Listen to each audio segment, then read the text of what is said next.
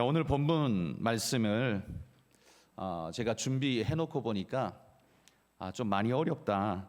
주제 자체가 무엇을 쫓으며 살 것인가 라는 무거운 주제를 잡았는데요.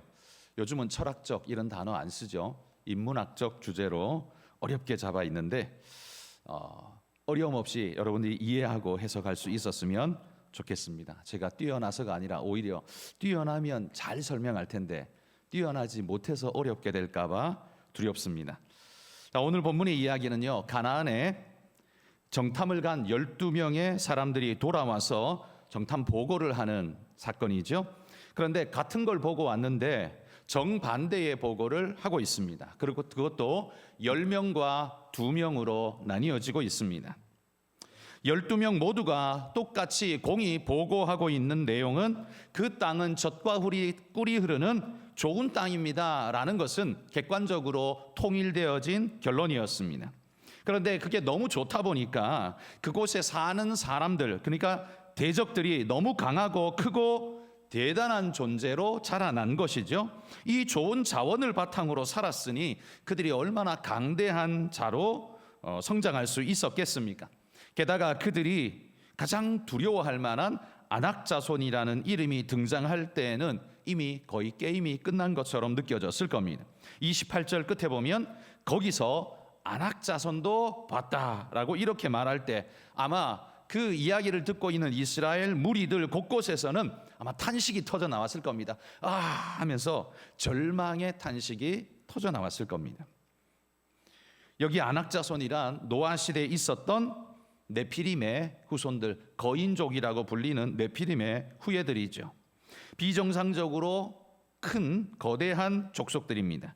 그들이 이곳 가나안 땅을 차지하고 그 좋은 자원으로 충족받으며 살고 있다면 우리는 그들을 밀어내고 그 자리를 차지할 수는 없을 것이라는 결론이 그들 안에 도달되게 된 거죠. 그래서 그들이 이렇게 외칩니다. 31절에 말한 것처럼 그들은 우리보다 강하니라 이렇게 외칩니다. 여러분, 민주주의 기본 정신은 백성이, 국민이 주인이 되고 개개인의 의견이 무시되지 않고 그들의 의견의 총합으로 나라를 이끌어가는 그런 정치 시스템이 민주주의 아니겠습니까? 그러다 보니 그 기본이 되는 바가 다수결의 원칙입니다. 이 원칙은 사실 지극히 합리적인 원칙이죠. 불완전한 인간들이 각기 자기의 주장을 내세우지만 가장 많은 다수가 주장하는 그 의견이 가장 보편적이고 합리성에 가까울 것이라는 우리의 기대는 합리적인 기대라고 생각됩니다. 그러나 그것은 엄연히 가능성일 뿐이지 사실 진리는 아닙니다. 무슨 말인고 하니 다수결에 많은 사람이 선택한다고 해서 그것이 반드시 진리가 되는 것 아니며 진리에 가까운 것도 아닙니다. 불완전한 우리가 모여서 가능한 진리에 가까운 답을 얻으려고 몸부림하다 보니까 이런 다수결의 원리라는 것이 우리에게는 꼭 필요한 원리로 작동되어지는 거죠. 그러나 다수가 오히려 잘못된 선택을 할 수도 있다는 그 가능성은 엄연히 존재하는 겁니다. 그러므로 다수결의 원리는 합리적이고 가장 안전한 원칙인 것은 분명하지만 그렇다고 완전 무결한 원칙이 되는 건 결코 아닙니다. 역사 속에서 다수가 선택한 것이 오히려 횡포가 되어버린 그런 결과들도 얼마든지 우리는 볼 수 있기 때문이죠. 그러므로 다수결의 원칙을 견지해 나가기는 하지만 다수가 꼭 정답인 건 아니다라는 사실을 우리는 인정해야 합니다. 다수결은 불완전한 인간에게 최고의 방법은 아니지만 최선의 방법은 된다라고 생각합니다. 선택할 수 있는 것 중에 그나마 최고를 선택하는 것, 이게 아마 다수결의 원리라고 생각합니다. 자, 그러다 보니 이 다수결에 대한 반작용도 없지 않습니다. 다수의 횡포를 거부하고 소수주의를 주장하는 이들이 많이 생겨나게 되죠. 이들의 심리에는 아마도 정의감이라는 게 기본에 깔려 있지 않나 싶습니다. 다수의 횡포 속에서 소수가 희생당하는 걸 목격하면서 이건 옳지 않다라고 부르짖게 되는 것, 정의로운 일이죠. 그러나 그러한 일들이 우리에게서 나타나는 모습을 보면 여러 가지 모양으로 나타나는데 꼭 옳고 바른 모습으로만 나타난다고 단정 지을 수는 없습니다. 지금 차별금지법 같은 것도 그런 면에서 나타나기는 하는 거지요. 그러나 소수가 다수를 누르고 그러면 소수가 보편이 될 수 있느냐? 그건 불가능하죠. 그렇게 된다면 그거야말로 민주주의의 근간을 흔들어 버리는 것이기 때문에 그건 불가능한 일입니다. 일부의 부조리한 일 때문에 전체의 기반이 허물어지는 것은 옳은 일일 수가 없다는 말이죠. 자, 그러다 보니 지금 우리 사회는 그러면 나는 다수도 싫고 그런 소수도 싫다라고 생각하며 그 반대에 오직 내 편만 옳다는 내편주의도 성행하고 있습니다. 진리란 없고 누구에게 유리하냐만 있을 뿐이다. 그래서 나는 내 편이 옳다라고 생각한다. 이렇게 말하는 주장자들이 많아지는 거죠. 다른 사람의 의견을 그래서 설득해서 자기 편으로 끌고 오려고 많이 애를 쓸 수밖에 없고, 그런데 거기에 도덕성마저 결여되게 설득이 아니라 매수까지 해서도 잡아오려고 하는 일들도 벌어집니다. 자, 그러다 보니 오늘 현대에는 듣고 싶은 것만 듣고 보고 싶은 것만 보는 그런 세대가 되었습니다. 그것을 가장 확실하게 뒷받침해 주는 것이 유튜브나 인스타 같은 SNS죠. 요즘 우리는 어떤 걸 봅니까? 보고 싶은 것만 보지 않습니까? 보기 싫은 건 다 스킵합니다. 그리고 나하고 다른 이야기하는 사람의 이야기는 듣지 않습니다. 나하고 같은 이야기, 부류의 사람들의 이야기만을 우리는 듣게 됩니다. 어쩔 수 없지요. 그렇게 물이 위에서 흐르듯 자연스럽게 우리는 그렇게 흘러갑니다. 그런데 그러다 보니까 우리 사회 속에 나타나는 심각한 문제가 병적 증상이 나타나는데 그게 바로 심각한 편향주의가 나타나게 되죠. 자신이 보는 매체가 정해져 있으니 온 세상의 소식이 그것밖에 없는 것처럼 자꾸 생각이 되어지고 그것이 진리인 것처럼 생각되어지고 그런 증거만 자기에게 축적되다 보니까 진리로 받아들이게 되는 거죠. 예일대의 역사학과 교수인 티머시 스나이더가 교수님이 이렇게 말했다고 합니다. 소셜미디어를 통해서 듣고 싶은 이야기만 들으려 하는 정치적 맹신의 강화가 민주주의를 위협할 정도로 위험한 현상을 낳고 있다. 오늘 시대를 지적하면서 이렇게 이야기합니다. 이게 가능한 것이요, 무리들 속에 군중 심리가 작동하기 때문이죠. 무리의 흐름 속에 자기가 끼지 못하게 될까라는 두려움, 그랬을 때 스스로는 도태자 혹은 루저가 되기 때문에 무리 속에 남아있고자 하는 두려움이 군중 심리를 더욱더 자극하게 되죠. 노벨 물리학상 후보자였던 귀스타프 르봉이라는 사람이 이렇게 말했다고 합니다. 군중은 논리가 아니라 감정으로 판단한다. 저는 이 말에 어느 정도 동의합니다. 이 말은 군중에게는 논리가 없다는 말을 하는 건 아닙니다. 놀랍게도 논리적인 인간이 군중 속에 들어가면 논리보다 감정에 더 영향을 크게 받더라라는 이야기라고 저는 그렇게 해석합니다. 그리고 그런 모습이 우리나라에서도 근 1, 20년 속에 보면 우리 한국 사회를 지배하고 있는 아주 두드러진 그런 모습으로 나타나고 있는 걸 봅니다. 편향주의에 휩쓸린 그런 자들끼리 모여서 군중 심리를 만들고 그 군중 심리가 진리의 자리를 차지하게 될 때 그들의 확정 편향성은 그들의 이념이 되어져 버리더라. 그래서 우리 사회는 신념의 전쟁터가 돼버리지 않습니다. 결국 민주주의가 추구하는 다수주의가 그 반작용으로 소수주의를 부르고 그 다수주의와 소수주의의 충돌 속에서 피로감을 느낀 사람들이 내편주의로 흘러서 지극한 편향성을 우리 사회에 편만하게 나타내게 만듭니다. 결국 인간이 뭔가 옳음을 향해서 애써 달려가려고 하지만 그 수고와 노력이 안타깝게도 꼭 좋은 방향으로 흘러가는 것만은 아니더라는 거예요. 엉뚱한 방향으로 흘러갈 수도 있더라. 예측 못하는 방향으로 갈 수도 있다는 걸 보여줍니다. 사실 인간이 진짜 옳음을 순수하게만 추구한다면 아마 정의롭고 옳은 방향으로 갈 수 있을 겁니다.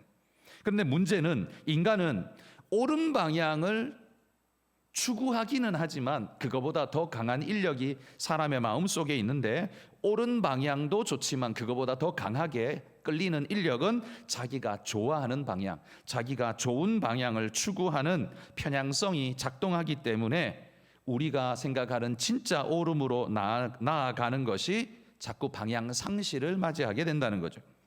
여러분, 중력처럼 인생을 끝없이 잡아당기는 가장 큰 영향력이 뭐겠습니까?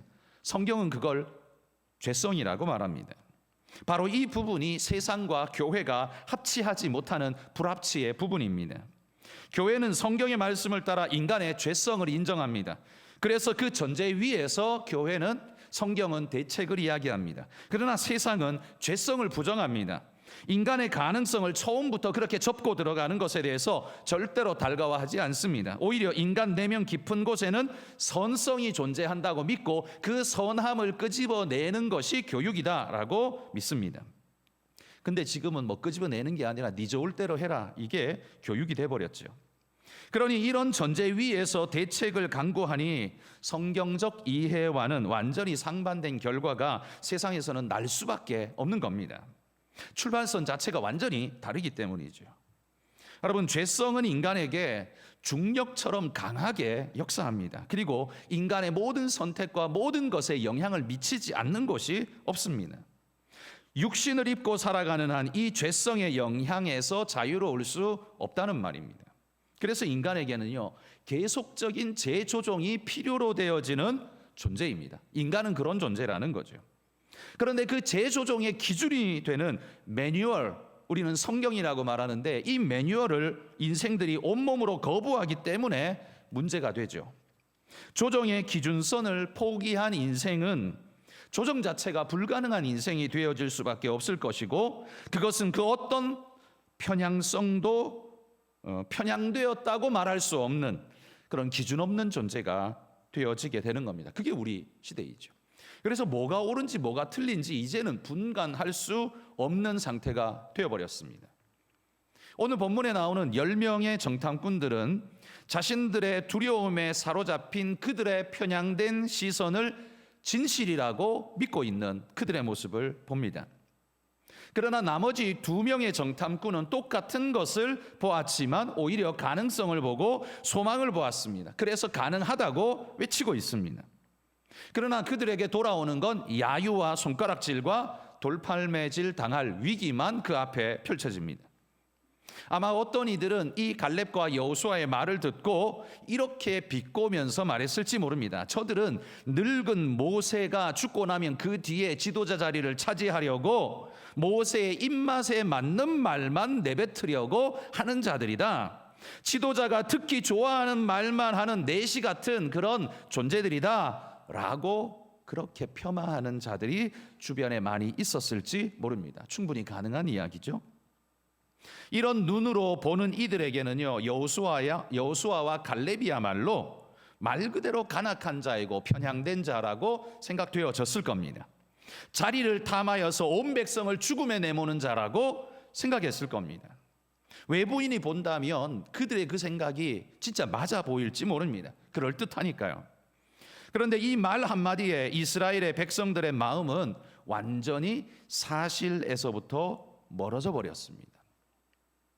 이 두 사람은 모세에게 잘 보여서 다음 자리를 추구하거나 하는 마음이 조금도 없었지만 그럴듯한 이 말이 심각한 왜곡을 만들어서 이 두 사람을 매장시키는 대로 그냥 달려가는 모습을 봅니다. 어렵지 않게 이 일이 벌어지고 있습니다. 자, 이렇게 된다면 이스라엘은 여러분 어떻게 하나님이 말씀하신 바른 길을 찾아갈 수 있을까요? 다수결이 과반수가 엉뚱한 길로 갔을 때 돌이킬 방법이 전혀 없는 모습을 봅니다. 여러분이 모세라면, 지도자인데 뭔가 선택 결정을 해야 되는데 여러분이 모세라면 이런 상황이라면 어떻게 하시겠습니까? 다수결로는 10명을 따라갈 수밖에 없습니다. 그게 민주주의니까 따라갈 수밖에 없어요.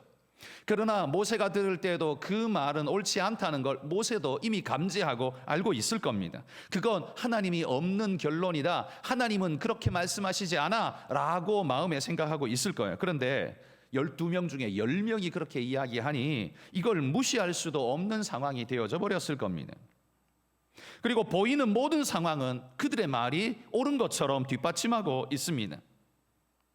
그리고 그 군중 심리가 그걸 지지하고 있습니다.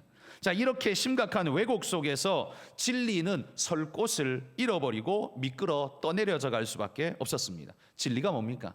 하나님이 옳다 하시는 바른 길, 이게 진리 아닙니까? 그런데 이들에게는 진리가 설 곳이 없어져 버렸습니다. 거기에 던진 그들의 한마디가 쐐기를 박습니다. 우리는 스스로 보기에도 메뚜기 같았으니, 우리는 스스로 보기에도 메뚜기 같습니다. 이렇게 이야기했습니다. 더 이상 말이 필요 없도록 쐐기를 박아버린 거죠. 자, 이럴 때 우리는 어디로 가야 될까요? 모세의 마음은 아마 복잡했을 것 같습니다. 모세는 하나님이 뭘 원하시고 뭘 우리에게 말씀하시는지 모세는 알고 있었을 거라고 생각합니다.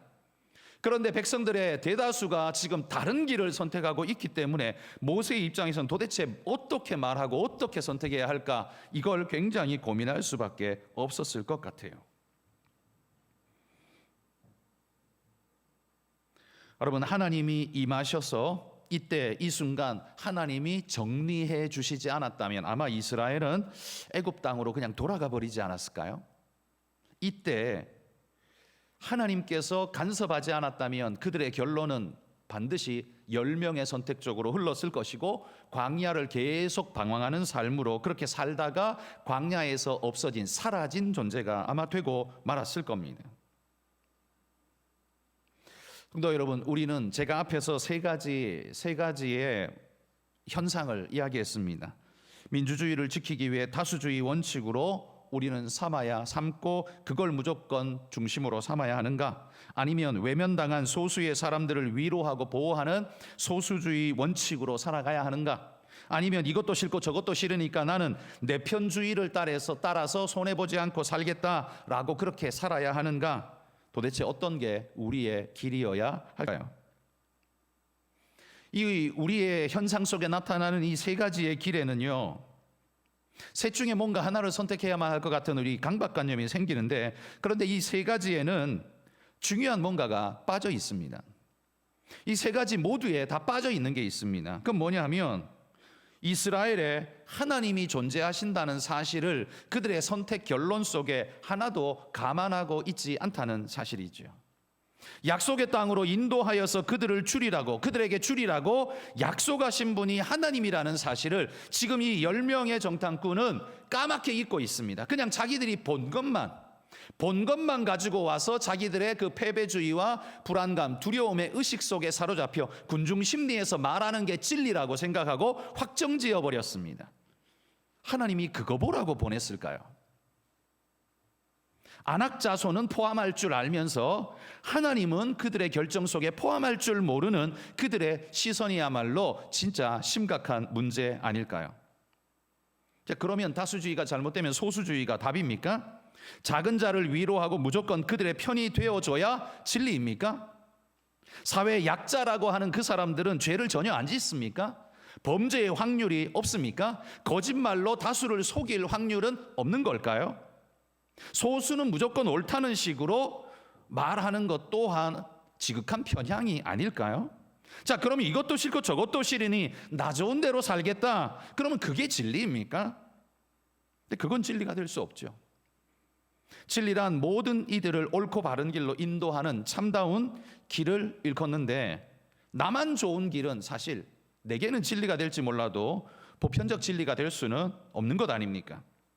여러분, 여호수아와 갈렙의 보고가 우리는 소수이지만 그들을 옳다라고 지지할 수밖에 없는 이유 뭡니까? 무조건 모세의 마음에 합하기 때문입니까? 그게 아니죠. 이들은 이 모든 것을 평가할 때 자기들이 고려해야 할 요소를 객관적으로 다 놓고 빠짐없이 고려하고 있습니다. 안악 자손도 고려하고 있고 그들의 풍성한 산물도 고려하고 있고 큰 성벽과 위험성도 고려하지만, 그러나 그들이 빠뜨리지 말아야 할, 누락되지 말아야 할 요소, 하나님이 우리와 함께 하시다는, 하나님이 우리를 보내셨다는 이 중요한 요소를 이들은 빼먹지 않았다는 거죠. 그러니까 여러분, 우리가 뭔가를 논문을 쓸 때 자료를 정확하게 갖추어야 편향되지 않은 논문이 나올 수 있는 것처럼 중요한 자료 빼놓고 이쪽 편에 편향된 이야기의 자료들만 다 갖다가 이것의 총합의 과반수는 이렇게 말하니까 이게 옳아라고 논문을 쓴다면 그 논문 자체가 이미 틀려버린 거죠. 왜냐하면 그들의 증거 자체가 편향되었기 때문에 객관성을 잃은 상태의 논문이기 때문에 그 논문은 옳을 수가 없죠. 10명은 남들이 볼 땐 되게 객관적으로 보이지만 사실은 그들이야말로 편향적 자료만 모아가지고 결론을 내렸기 때문에 그들의 결론이야말로 편향적인 결론일 수밖에 없었습니다. 이스라엘 백성 중에 여기 여호수아와 갈렙을 지지한 사람이 얼마였는지는 알 수 없지만, 그러나 하나님은 그들의 선택이 옳다고 지지하고 있습니다. 그들의 선택이 옳은 이유는 무조건 교회가 옳다, 무조건 교회가 좋다라고 말하기 때문이 아닙니다. 그들이 판단해야 할 근거의 재료들을 그래도 다 갖추고서 하나님 앞에서 정직하게 이야기하고 있습니다. 하나님을 빼먹지 않았다는 말입니다. 쉽게 말해서. 왜냐하면 그들을 이끌고 가시는 분이 하나님인데 자기들끼리만 간다면이야 이 10명의 이야기가 맞죠. 자기들끼리만 간다면 10명의 이야기가 맞습니다. 그러나 지금 자기들끼리만 가는 게 아니지 않습니까? 하나님이 인도해 가시고 하나님이 그들을 위해 싸우시는데 그 하나님을 빼버리고 결론을 짓는다면 그거야말로 편향되고 잘못된 결론일 수밖에 없는 것이죠. 당연한 거죠. 객관적인 결론이라고 말할 수가 없는 겁니다. 여러분, 가나안 정복은 이스라엘의 실력이 아니라 하나님의 역사라고 제가 계속 강조했습니다. 여호수아와 갈렙은 그것을 잊지 않고 하나님을 포함시킨 겁니다. 하나님이 하신다면 저 아낙 자손들, 그들은 바람에 나는 겨와 같을 뿐이다. 메뚜기는 우리가 아니라 그들이다. 하나님을 그 함수에 포함시켰더니 결론이 완전히 다르게 나오더라는 거죠. 사실 이게 과학적인 것 아닐까요? 성도 여러분, 우리는 세상의 무슨 주의에 휩쓸려서 쓸려다닙니다. 하나님의 말씀을 따라야 살아야 하는데 여러분 한번 깊이 돌아보십시오. 솔직히 돌아보십시오. 우리나라를 굉장히 어지럽게 하는 좌파와 우파의 이야기에 들어가면, 그 속에만 들어가면 하나님이 존재를 상실해 버린다는 것 느끼지 않습니까? 그리스도인들도요, 좌파와 우파 이야기 속에만 들어가면 존재를 상실해 버려요. 하나님의 존재를 상실해 버리는 판단 미스가 완전히 발생합니다. 뭐가 옳은지. 그러니까 그게 무서운 거예요. 사람은 다 무엇에 집중하여서 무엇을 더 원하고 어디에 더 지지하느냐에 따라서 좌로 갈 수도 있고 우로 갈 수도 있습니다. 공통분모도 많이 있습니다. 어떤 부분에서 완전히 갈라선 어떤 게 있을 뿐이겠죠. 근데 우리의 선택은 도대체 무엇이어야 하냐라는 겁니다. 세상 사람들에 대한 이야기는 그들에게 그냥 맡겨두고 내가 말한다고 해서 그들이 바뀔 건 아니니까요. 우리는 어떻게 할 거냐라고 했을 때 우리의 그런 선택 속에는 하나님이 계셨는가를 깊이 돌아봐야 합니다. 10명의 정탐꾼처럼 다른 모든 증거는 다 모았는데 정작 하나님은 쏙 빼놓아 버리는 결론, 이런 결론, 제가 볼 때요, 정치 안에만 들어가면 모든 그리스도인들도 다 똑같이 이런 증상을 보이고 있다는 겁니다. 저를 포함해서 여러분 다 마찬가지일 거라고 생각합니다. 그래서 이 말을 하는 것이 굉장히 두렵습니다.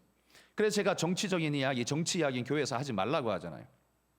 그거 이야기하면요, 이 생각의 이 편향성, 확증성에 빠져가지고 신념 속에서 상대방은 무조건 죽일 사람처럼 덤벼드는 게 오늘 사회 현상인데 그걸 고스란히 교회에 가지고 들어옵니다.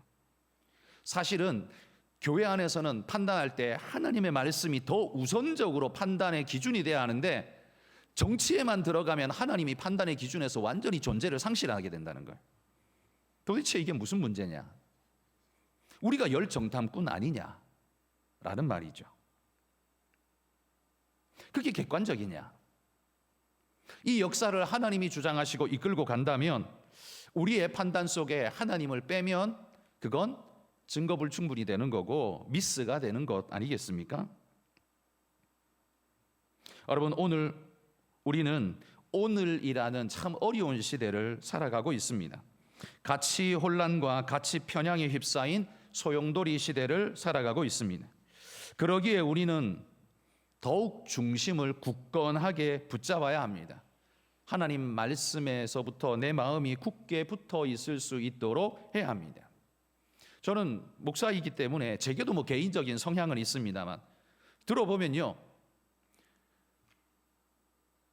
열변을 토하면서 보수 또 한쪽 편에서는 당연히 개혁 좌파 이야기하고 이쪽, 그러니까 당신들은 그게 너무 당연한 듯이 이야기를 해요.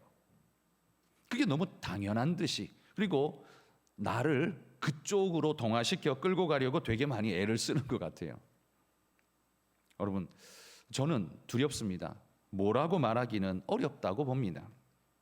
저 나름대로도 판단의 기준은 있습니다만 그러나 그것을 말하고 싶지는 않습니다. 그리고 거기에 반드시 하나님의 말씀이 중심이 되어야 하고 하나님이 원하시는 길이 무엇일까를 찾아가려고 나는 그것을 궁구하고 찾을 뿐이다 라고 말하고 싶습니다. 제 답이 정답이라고 말하는 거 절대 아닙니다. 저의 짧은 식견과 모자람 때문에 잘못된 판단을 충분히 할 수 있습니다. 그래서 저는 교회에서 제가 그렇게 말을 내뱉는 것을 매우 주의하고는 있습니다. 여러분, 세상의 시스템은 계속 바뀔 겁니다. 우리가 민주주의를 아무리 좋아해도요, 이 시스템을 조선시대에 가지고 가서 그 사람들에게 이야기하면 미친 사람이라고 할 겁니다. 세상이 그렇게 해가지고 될 일이냐고 아마 그렇게 말할 겁니다. 여러분, 시대가 바뀌면 시스템도 다 바뀌고 그 시대를 지배하는 어떤 시스템이 새롭게 구축되어질 겁니다. 그렇기 때문에 언제나 만국 공통의 시스템이 있을 거라고 생각하는 건 불가능한 일이죠. 단지 하나님의 말씀만이 영원할 뿐이지 세상의 시스템은 바뀝니다. 옷이 바뀐 것처럼요. 우리 지금 한복 아무도 안 입잖아요. 갓 안 쓰잖아요. 그리고 남자 여자 탁 나눠가지고 안 하잖아요. 옛날에는 그래야만 성경적이라고 생각했잖아요. 근데 그게 성경적인 게 아니에요. 그러니까 문화의 요소가 많이 들어있을 뿐입니다. 자, 우리가 바라보는 우리의 판단 속에는 하나님이 계신가? 결국 이 질문을 던지고 싶습니다. 내가 미래를 그리고 있을 때 그 그리는 나의 그림 속에 하나님은 있는가? 내가 직장이라는 걸 생각하고 살아갈 때 내 직장 속에는 하나님이 포함되어 계신가? 내가 살아가는 모든 곳에서 하나님은 포함되어 있는가? 아니면 교회에 묶어뒀다가 살아가는 동안은 세상으로 살다가 열명의 정탐꾼처럼 살다가 교회에 들어와서는 여호수아와 갈렙처럼 이야기하고 있는가? 우리 스스로가 돌아봤으면 합니다. 우리 매일의 삶 속에서 하나님이 우리의 판단에서 빠지지 않도록 그분을 늘 포함한 겸손한 그런 판단이 우리 안에 있기를 바랍니다. 그런데 여러분, 세상은 그렇게 판단하면 바보요 미친놈이라고 이야기할 겁니다. 그렇지만 그 욕먹는 걸 부끄러워하지 않고 감내하는 것이 그게 그리스도인의 해야 할 일 아니겠습니까? 부끄럽다고 그들이 욕한다고 우리의 판단이 바뀐다면 그거야말로 거짓된 자임을 스스로 증거하는 것밖에는 안 되겠지요. 여러분, 여호수아와 갈렙을 보면서 우리가 배워야 할 게 있죠. 그들은 보이는 대로 보지 않고 믿음의 눈으로 봤다는 것, 그리고 다수의 확증 편향에 휩쓸리지 않고 있었다라는 것, 그리고 그의 시선에는 항상 하나님이 그 함수관계 안에 들어있도록 항상 하나님을 잊지 않았다는 것, 이게 이 두 사람의 위대한 일 아니겠습니까?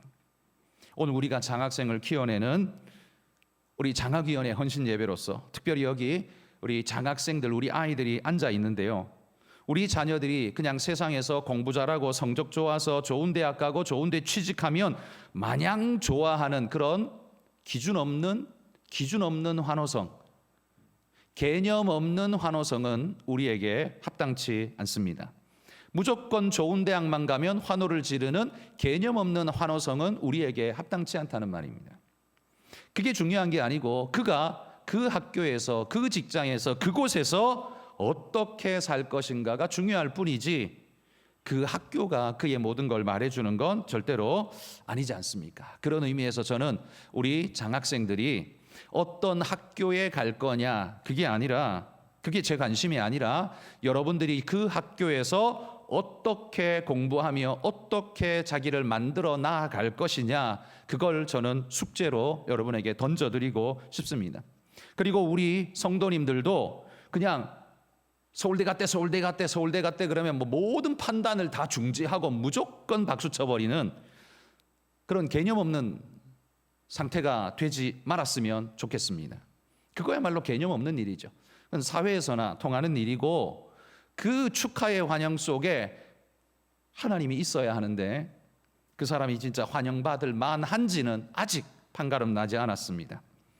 그곳에서 어떻게 할지, 어떻게 살지, 어떻게 만들어 갈지 아직 판단 유보입니다.